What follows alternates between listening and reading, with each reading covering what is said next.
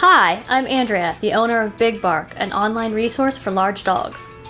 My question is, I attend a lot of networking events. How can I leverage my new contacts to help my business grow? My name is Andrea, and I'm joined today by Nancy from Long Island Pet Professionals. Welcome to the show, Nancy. Thank you so much for having me. It's a pleasure to be here. So what is Long Island Pet Professionals?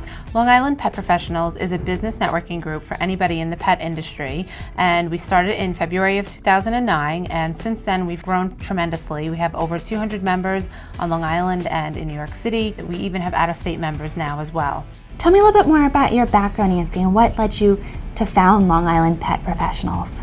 Well, I was actually always a networker and in the television industry in a former life, and I was always going to networking events, maybe giving a presentation on how to get your pet business or your business in the news, and nobody really understood the pet industry, and I wanted to start something to bring together my peers and people on Long Island that could work together and network and build our pet community. For new business owners who are starting to grow their contact lists, what are ways that they can use networking events to further their company's goals and sales?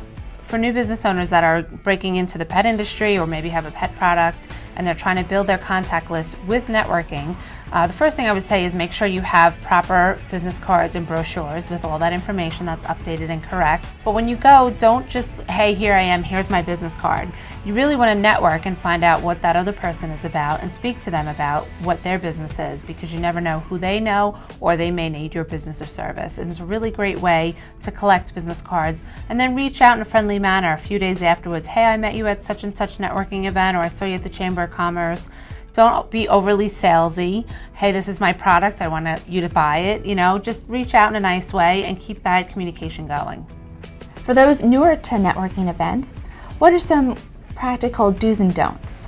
I would say a practical do is show up on time. I know we're all busy, and some people maybe their new business is their side business and they have a full-time job, but being there on time is when you're going to have the best networking, because people are fresh, they're alert, they're looking to meet other people, so that would definitely be a do. A don't, I would say, is not to drink too much at an event.